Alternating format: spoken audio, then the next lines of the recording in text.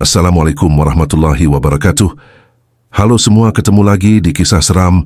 Semoga kalian semua sehat dan dalam keadaan baik. Jadi, kalau kamu nonton ini sendirian, pastikan lampu menyala, atau setidaknya ada orang di sebelah kamu. Hujan turun tanpa henti sejak sore. Udara lembab menusuk tulang. Aroma tanah basah bercampur debu menguar di halaman. Dina berdiri di depan pagar rumahnya, menggenggam payung yang nyaris patah diterpa angin. Rumah itu tampak asing baginya, meski disitulah ia dan Arga pernah memulai hidup bersama. 3 bulan sudah berlalu sejak kecelakaan itu, merenggut suaminya. Tapi seolah baru kemarin, ia mendengar suara Arga memanggil dari ruang tamu. Ia membuka pagar dengan hati-hati. Engselnya berderit seperti merintih. Dina melangkah menuju beranda, menatap sekeliling.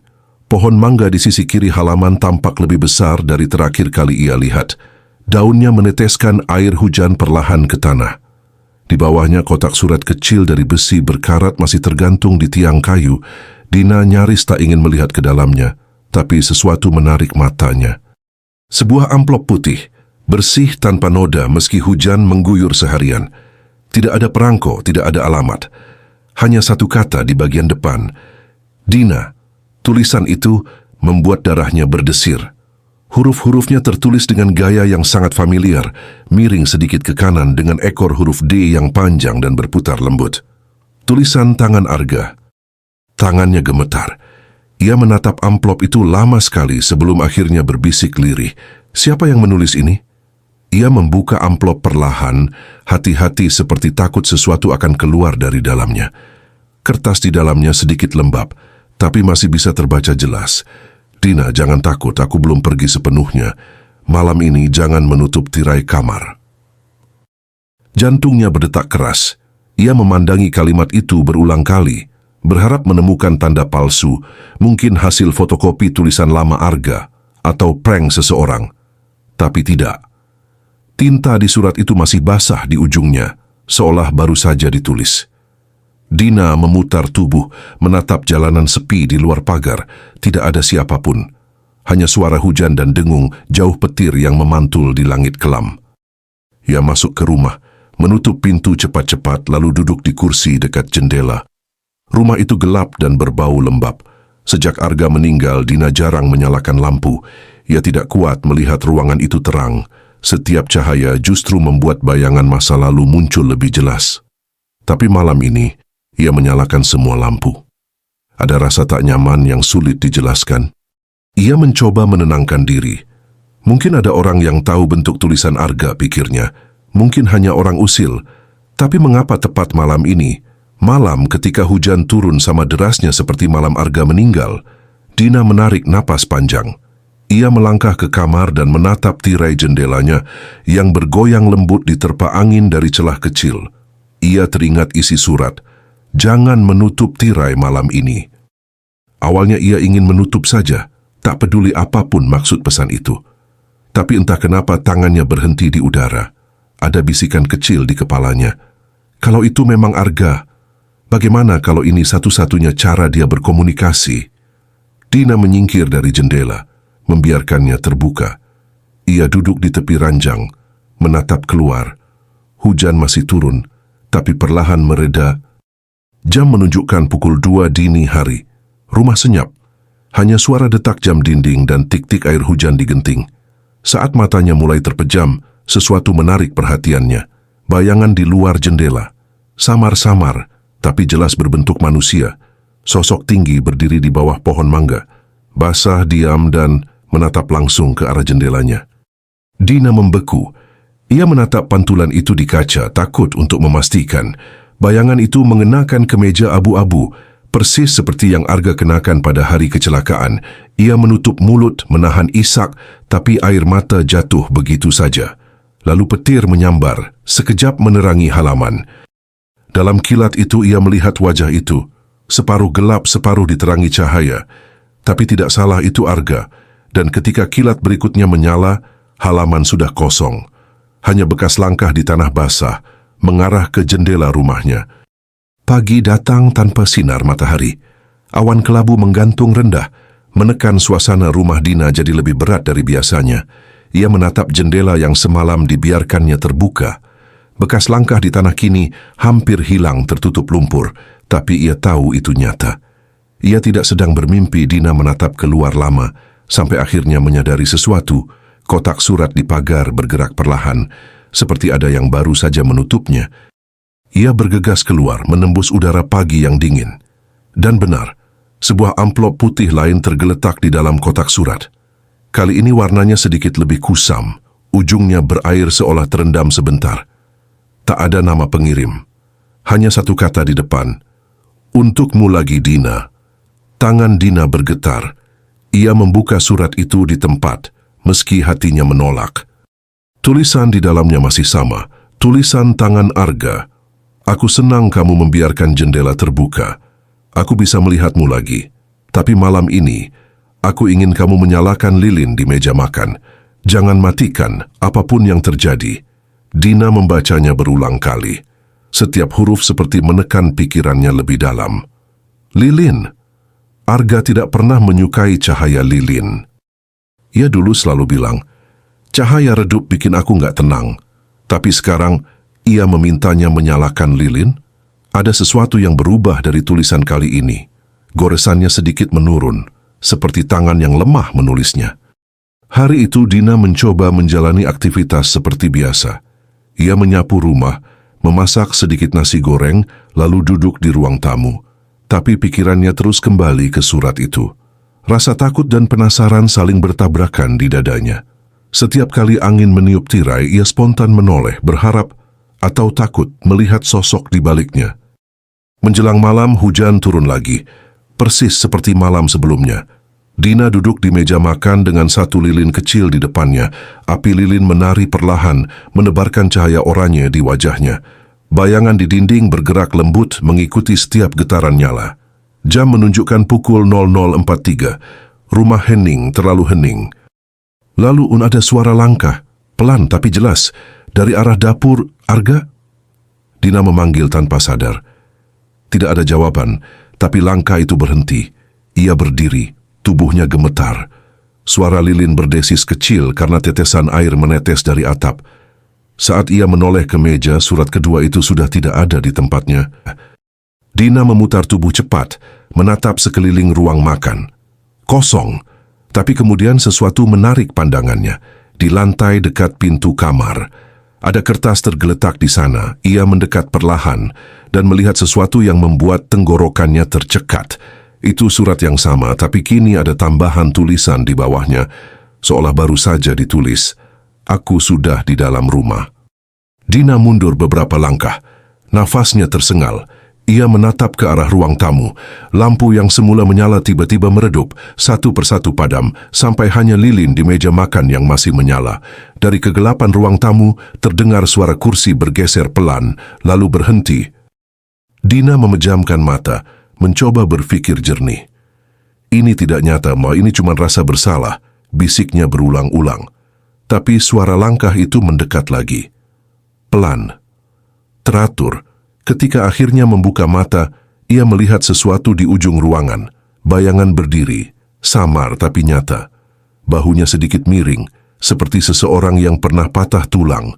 Persis seperti Arga setelah kecelakaan itu. Arga, Dina berbisik.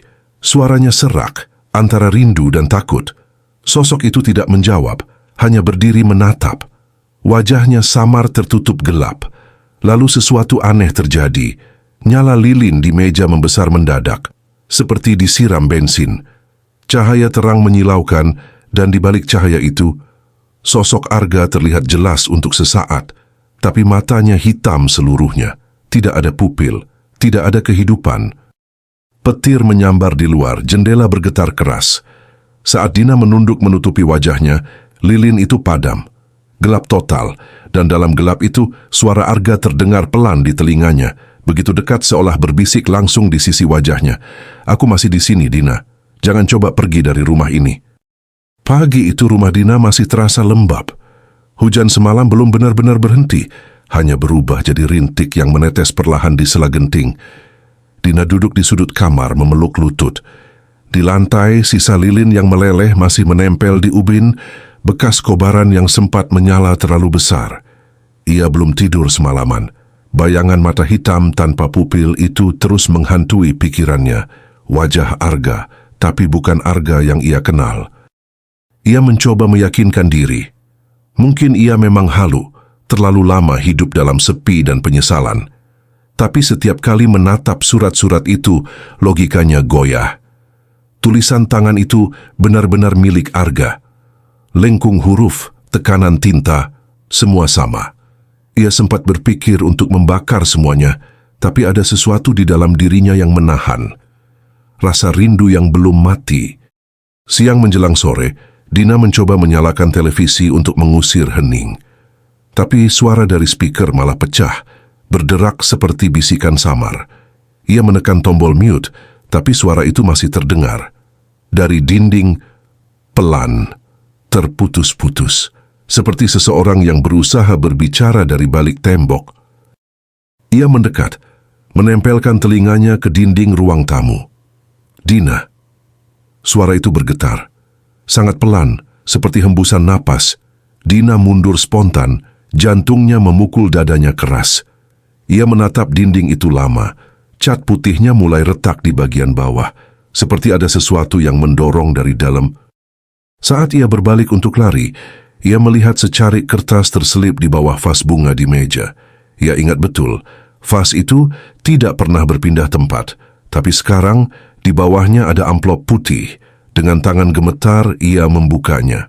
Tulisan itu berkata, "Aku terjebak di antara di tempat kau meninggalkanku." Kalimat itu membuat Dina menggigil. Tempat kau meninggalkanku. Ingatannya meloncat ke malam saat kecelakaan itu terjadi. Arga menyetir, Dina duduk di sampingnya. Mereka bertengkar hebat malam itu. Tentang hal sepele, surat cerai yang tak jadi dikirim. Dina keluar dari mobil di tengah hujan, meninggalkan Arga di jalan berkelok. Beberapa jam kemudian, kabar datang. Mobil Arga jatuh ke jurang, tapi tubuhnya tak pernah ditemukan. Dina menjatuhkan surat itu. Tangannya dingin, matanya berkaca-kaca. "Aku nggak ninggalin kamu, Arga," bisiknya. Tapi udara di sekitarnya terasa menipis, seperti sesuatu sedang mendengarkan. Dari arah dinding yang retak tadi, terdengar bunyi ketuk, ketuk, ketuk, teratur, 3 kali, diam, lalu 3 kali lagi. Ketukan itu berhenti tiba-tiba. Dina menahan napas. Lalu dari retakan kecil di tembok perlahan muncul sesuatu. Potongan kertas kusut keluar seperti disodorkan dari dalam. Dina menatap ngeri, tapi juga penasaran. Ia menariknya pelan. Kertas itu basah, kotor, tapi masih bisa dibaca. "Aku masih di sini, tapi bukan sendiri." Lantai di dekat dinding mulai bergetar halus, seolah sesuatu besar sedang bergerak di bawah pondasi rumah. Dina berlari keluar, berdiri di halaman sambil menatap rumahnya sendiri. Dari luar, ia melihat sesuatu aneh. Di dinding tempat tadi muncul surat, ada bekas noda hitam seperti tangan yang menekan dari dalam, meninggalkan 5 jejak panjang ke bawah. Malam itu Dina tidak berani tidur di kamar. Ia duduk di ruang tamu sambil memandangi dinding itu dari jauh. Tapi semakin lama, ia merasa suara bisikan itu kembali. "Dina." Ia memejamkan mata, mencoba menahan tangis. "Kamu mau apa dariku, Arga?" Suara itu menjawab datar dan pelan, "Kamu yang memanggilku pulang." Angin malam meniup tirai, dan sesuatu berdesir dari arah dinding. Kali ini bukan suara, bukan ketukan, tapi aroma bensin. Aroma yang sama seperti malam kecelakaan itu. Dina menatap nyala lampu redup di ruang tamu, tubuhnya lemas. Dari bayangan di dinding tampak siluet seseorang berjalan perlahan, menembus tembok itu. Tapi tidak keluar sepenuhnya. Hanya separuh tubuhnya terlihat dan setengah lainnya masih terjebak di dalam dinding. Sosok itu membuka mulutnya dan suara Arga terdengar, parau jauh dan menyakitkan. "Kau meninggalkanku di tempat gelap, Dina. Sekarang giliranmu menemaniku di sini." Sebelum Dina sempat menjerit, lampu rumah padam. Suara dari dinding berubah jadi jeritan panjang yang menggema, membuat kaca jendela bergetar hebat. Hari berganti, tapi matahari seolah enggan menyinari rumah Dina. Awan tebal menggantung sejak pagi, membawa hawa lembab yang menusuk tulang. Dina sudah 3 hari tak keluar rumah, tak makan, tak tidur. Ia hanya duduk di dekat dinding yang kini ditutupi kain putih, tempat suara-suara itu sering muncul. Setiap malam, ia mendengar bisikan lembut dari baliknya. Kadang memanggil namanya, kadang hanya menangis pelan. Pagi itu, Dina memberanikan diri menulis surat balasan. Di atas meja, ia menulis dengan tangan gemetar, "Kalau ini benar kamu, Arga, aku minta maaf. Aku nggak sengaja meninggalkan kamu malam itu. Aku cuma takut. Tapi kalau kamu bukan Arga, tolong berhenti. Aku nggak kuat." Ia memasukkan surat itu ke dalam amplop, lalu meletakkannya di depan pintu. Ia ingin tahu, apakah akan ada balasannya. Malam datang tanpa bintang. Hanya hujan deras disertai kilat yang kadang menyorot wajah Dina yang pucat. Ia duduk di lantai, menatap amplop yang kini telah basah di bawah pintu. Tiba-tiba, sesuatu menyelip dari luar. Amplop lain. Dina langsung mundur. Tangan yang menyelipkannya tak terlihat, tapi ia mendengar suara napas berat dari luar. Dengan keberanian yang sisa-sisa, ia mengambil amplop itu. Tulisannya berbeda kali ini. Bukan lagi tulisan Arga. Huruf-hurufnya kasar, miring, dan tampak tergores dengan tekanan kuat. "Aku menemukan dia, tapi dia bukan untukmu lagi." Dina menatap tulisan itu lama. Tinta di atas kertas seperti masih basah dan berwarna lebih gelap dari hitam, hampir merah. Hujan makin deras. Dina menatap jendela dan di sana, sosok samar berdiri di balik kaca, tubuhnya menunduk, rambut menutupi wajah. Ia mengenakan jaket abu-abu, jaket Arga. Tapi ketika Dina menatap lebih dekat, wajah itu bukan wajah Arga. Wajah itu kosong seperti kulit yang dipasang tanpa isi. Dina menjerit dan berlari ke kamar, menutup pintu rapat-rapat. Suara langkah berat terdengar di lorong. Perlahan satu persatu. Lantai kayu berderit setiap kali kaki itu melangkah. "Arga, kalau itu kamu, berhenti." Suara Dina parau. Langkah itu berhenti tepat di depan pintu kamarnya. Hening, lalu suara ketukan 3 kali. Dina menutup telinga, tubuhnya menggigil. Tapi suara ketukan itu berubah jadi suara kuku yang mencakar kayu, panjang, kasar. Tiba-tiba angin dingin berembus dari bawah pintu, padahal semua jendela tertutup. Dari celah itu, meluncur satu amplop lagi, lebih kecil dari sebelumnya. Dina menatapnya, tak berani menyentuh. Tapi surat itu terbuka sendiri, perlahan, seolah ada tangan tak terlihat yang menariknya dari dalam. Huruf-huruf di atasnya terbentuk satu persatu seperti ditulis oleh udara. "Aku di sini bukan untukmu, tapi karena kamu memanggilku." Lampu kamar mulai berkelap-kelip. Bayangan di dinding bergerak sendiri, melengkung dan memanjang seperti makhluk yang sedang merangkak di langit-langit. Dina menjerit, memeluk diri, tapi suara itu kini terdengar jelas di dalam kepalanya. "Dina, Arga sudah pergi, tapi kamu tetap menulis untuknya. Kamu membuka pintu itu, dan aku datang menggantikannya." Dina menatap sekeliling dengan air mata bercucuran. "Aku cuma mau minta maaf, cuman itu." Suara itu tertawa kecil, serak dan berat. "Penyesalanmu itu doa paling keras, dan setiap doa pasti ada yang menjawab." Dari cermin kamar, Dina melihat bayangan sosok di belakangnya. Tinggi, kurus, wajahnya rusak separuh seperti terbakar, tapi matanya kosong seperti kaca. Sosok itu mengenakan cincin pernikahan Arga. Ia mengulurkan tangannya ke arah Dina. "Sekarang giliranmu menulis surat terakhirmu."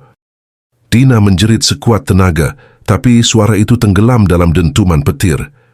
Cermin di depan pecah, dan di antara serpihan itu ia melihat dirinya sendiri, tapi dengan mata hitam pekat, semua lampu padam. Rumah tenggelam dalam kegelapan mutlak. Ketika kilat terakhir menyambar, di meja makan hanya tersisa selembar kertas basah. Tulisan terakhir di atasnya, "Aku sudah membacanya, Dina. Kini aku menunggumu di tempat gelap itu." Hujan berhenti menjelang subuh. Langit masih kelabu, tapi udara di sekitar rumah Dina terasa lebih dingin dari biasanya. Dingin yang aneh, seperti udara di dalam ruang bawah tanah. Rumah itu sunyi total, hanya terdengar tetesan air dari atap.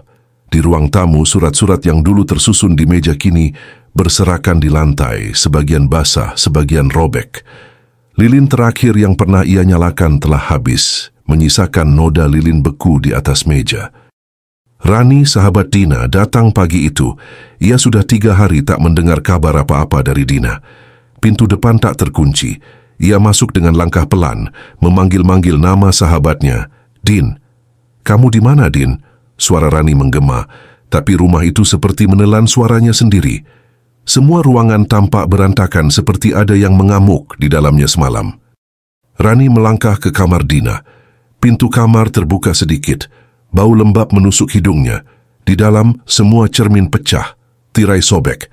Tapi yang paling membuat Rani terdiam adalah dinding kamar. Kini penuh dengan tulisan tangan, memenuhi setiap sisi ruangan. Tulisan itu sama persis, "Aku menunggumu di tempat gelap itu."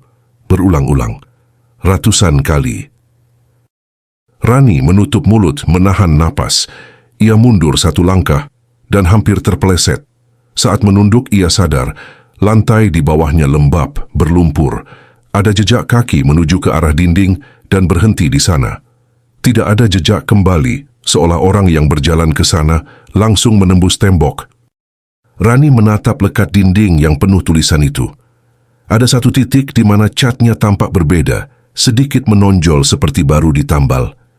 Ia menyentuhnya pelan, dan dari balik tembok terdengar ketuk, ketuk, ketuk yang sangat pelan. Rani menahan napas, lalu berlari keluar sambil menjerit menelpon polisi dengan tangan gemetar. Beberapa jam kemudian, 2 petugas datang dan mulai memeriksa rumah. Rani menunggu di luar, wajahnya pucat. Petugas membongkar sebagian dinding kamar Dina, bagian yang ditutupi tulisan itu. Saat lapisan semen mulai terkelupas, bau busuk menyeruak. Salah satu petugas hampir muntah. Di balik dinding, tersembunyi ruang sempit selebar tubuh manusia. Dan di dalamnya, ada jasad, tubuhnya kering dan membungkuk, seolah pernah berusaha mendorong keluar. Di jari tangannya masih tergenggam sesuatu, sebuah amplop lusuh. Petugas memungut amplop itu dan menyerahkannya pada Rani. Tangan Rani gemetar saat membukanya. Di dalamnya hanya ada 1 kalimat. "Aku sudah di tempat gelap itu. Sekarang aku tahu, aku sendiri yang memanggilnya." Tanda tangannya, Dina. Pihak kepolisian menutup kasus itu sebagai bunuh diri tragis. Tapi yang membuat mereka bingung, di balik jasad Dina, tepat di dinding dalam ruang sempit itu, mereka menemukan tulisan yang lebih tua, berbeda tinta, tapi tulisan tangan sama. "Aku kedinginan di tempatku. Aku masih di sini." Tulisan itu tertanggal 3 bulan sebelum kematian Dina. Rani tak pernah bisa tidur tenang setelah itu. Setiap kali hujan turun, ia mengaku mencium bau bensin di rumahnya. Suatu malam, ia mendapati amplop putih di depan pintu. Tulisannya samar, tapi ia tahu betul bentuk hurufnya. "Rani, jangan takut. Aku belum pergi. Aku hanya ingin kamu membaca surat terakhirku." Rani menjatuhkan surat itu, tapi sebelum ia sempat menutup pintu, angin berhembus dari dalam rumah, bukan dari luar. Tirai bergoyang pelan. Di kaca jendela, ia melihat pantulan 2 sosok berdiri di belakangnya. Seorang wanita berambut panjang dengan mata hitam pekat, dan pria berjaket abu-abu dengan wajah separuh rusak. Keduanya tersenyum perlahan. Surat di lantai kini terbuka sendiri. Huruf-huruf di atasnya berubah pelan, seolah tinta hidup kembali, membentuk kalimat baru. Surat dari orang mati tak pernah berhenti ditulis, selama masih ada yang menyesal. Hujan turun lebih deras. Di luar rumah Rani, lampu jalan padam 1 persatu, dan di kotak suratnya perlahan muncul amplop lain, tanpa nama, tanpa alamat, tanpa akhir. Terima kasih udah nonton sampai akhir. Jangan lupa klik like, subscribe, dan nyalain loncengnya, biar nggak ketinggalan kisah misteri berikutnya. Sampai jumpa di cerita selanjutnya.